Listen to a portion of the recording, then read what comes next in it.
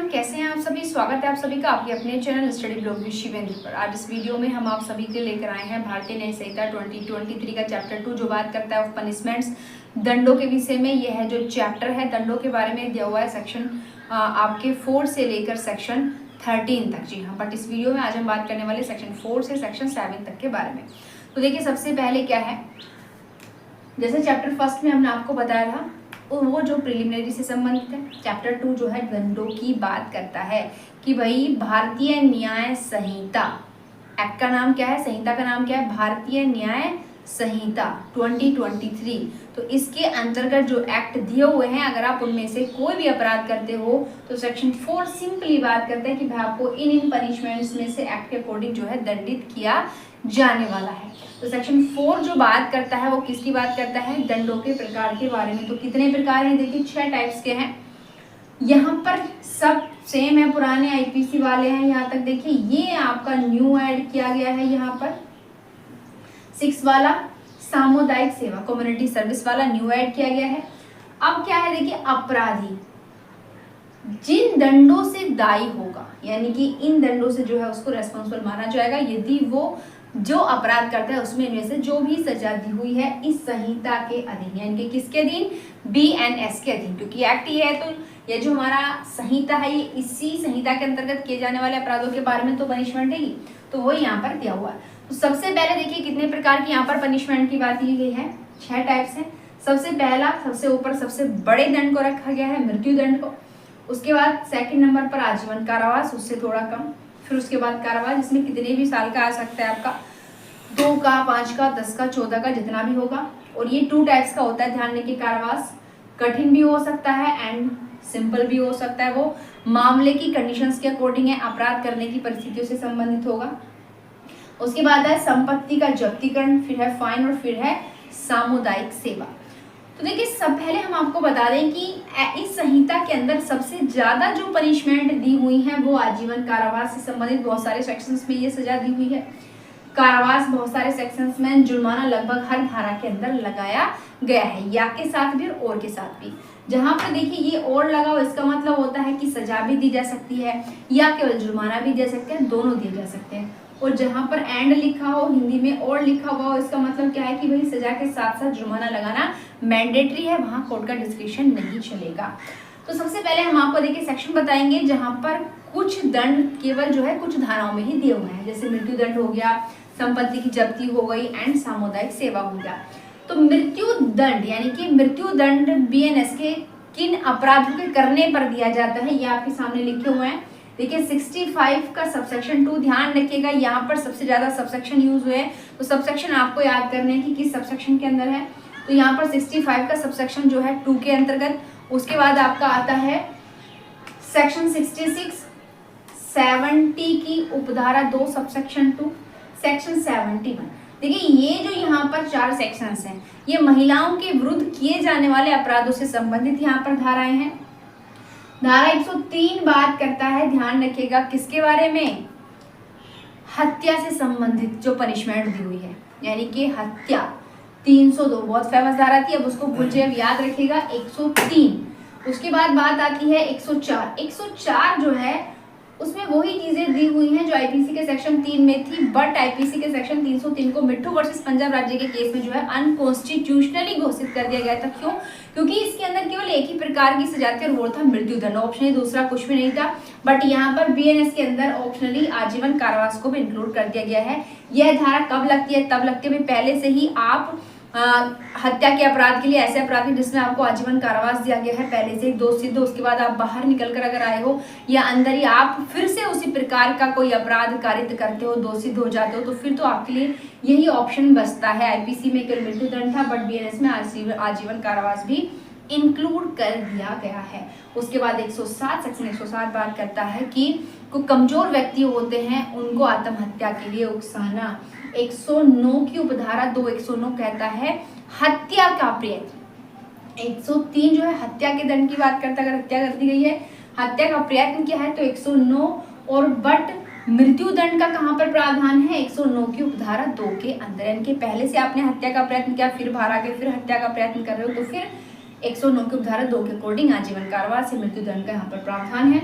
113 का सबसेक्शन 2 113 क्या बात करता है, आतंकवादी कृत्यों की, जिसको आईपीसी में नहीं था, यानी कि आईपीसी में ऐसा कोई सेक्शन नहीं था जो ये बताए कि कौन से एक्ट जो है वो आतंकवादी कृत्य, आतंकवादी कार्य माने जाएंगे। बट यहाँ पर बीएनएस का सेक्शन 113 बात करता है कि कौन से कार्य आतंकवादी कृत्य माने जाएंगे। और मृत्युदंड का प्रावधान सबसेक्शन 2 में किया गया 140 का 2, जो कि वेपन अपहरण के मैटर्स में आता है, फरोती वगैरह जो लेते हैं। 147 सेक्शन 147 जो गवर्नमेंट के अगेंस्ट युद्ध वाले अपराधों से संबंधित है। 160 जो सेना, नौसेना, वायुसेना वाला हम चैप्टर पढ़ते हैं, उसमें जो है वो विद्रोह की बात करता है, अगर वो लोग विद्रोह कर दे। 230 का सबसेक्शन 2 ये सिंपली बात करता है कि भाई आपके मिथ्या साक्ष्य देने या गढ़ने की वजह से एक निर्दोष व्यक्ति को फांसी की सजा दे दी गई, तो अब आपको भी जीने का कोई अधिकार नहीं है, आपको भी मृत्युदंड से दंडित किया जाएगा। बट यहाँ पर ऑप्शनली अलग पनिशमेंट भी दी हुई है। उसके बाद 310(3) जो कहता है डकैती के संबंध में, यानी कि हत्या सही डकैती भी, आपने डकैती तो की साथ में उसको तो बकसीदे बस उस व्यक्ति को भी आपने मार दिया, डकैती के साथ हत्या कर दी। तो ये जो सेक्शन है बीएनएस के अंदर, इनमें मृत्युदंड का प्रावधान है। जैसा हमने आपको बताया कि आजीवन कारावास मोस्टली बहुत सारी धाराओं के अंतर्गत दिया हुआ है, क्योंकि जहां पर आप ये देख रहे हैं ना मृत्युदंड वाले, सब में भी आजीवन कारावास इंक्लूड है। उसके बाद कारावास कठिन या सादा, ये बहुत सारे सेक्शंस में देखिए, कठिन या सादा जो है वो मामले की कंडीशंस के अकॉर्डिंग है। बहुत से सेक्शंस ऐसे जहां पर सिंपली खोल देगा कि कठिन कारावास से दंडित किया जाएगा। कठिन कारावास वह है जहां पर सजा के साथ साथ जो सश्रम परिश्रम जो है कराया जाता है अपराधी से। संपत्ति की जब्ती से संबंधित जो धाराएं हैं वो 154, 155, मतलब जहां पर दंड के रूप में दिया जाता है।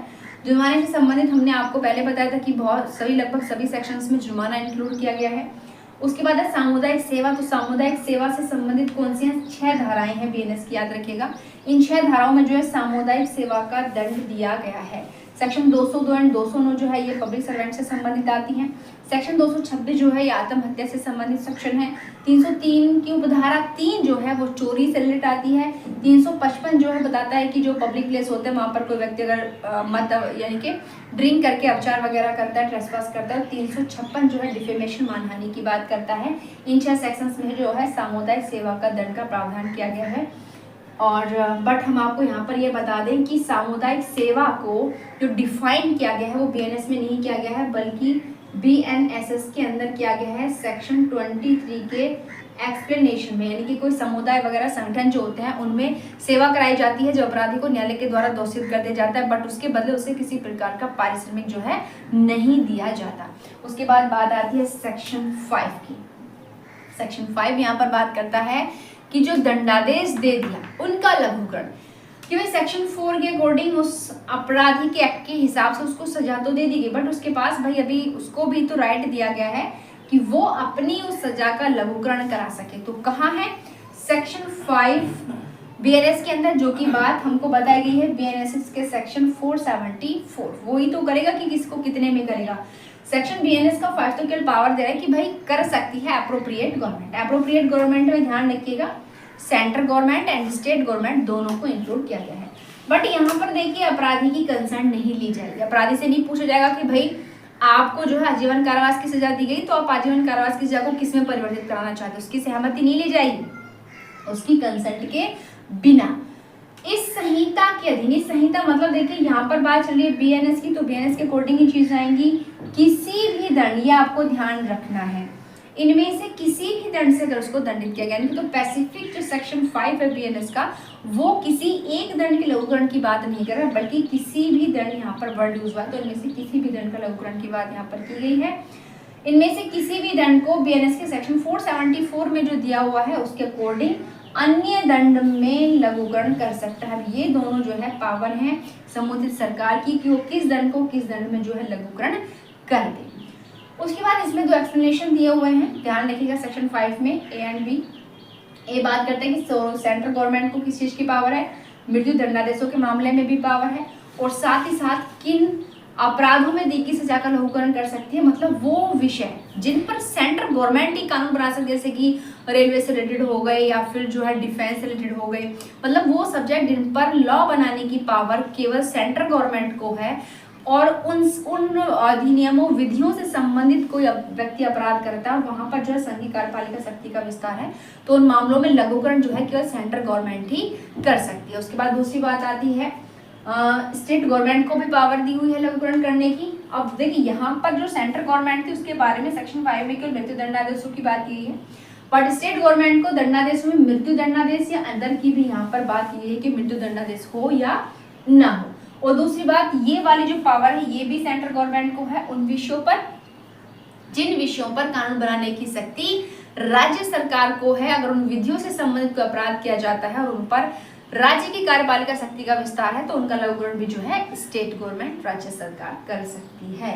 नेक्स्ट है सेक्शन 6। सेक्शन 6 जो है वो दंड अवधि की भिन्नों की गणना की बात करता है कि दंड अवधियों की भिन्नों की जो गणना है वो आजीवन कारावास का मतलब उसमें क्या होगा, 20 वर्ष के कारावास से माना जाएगा।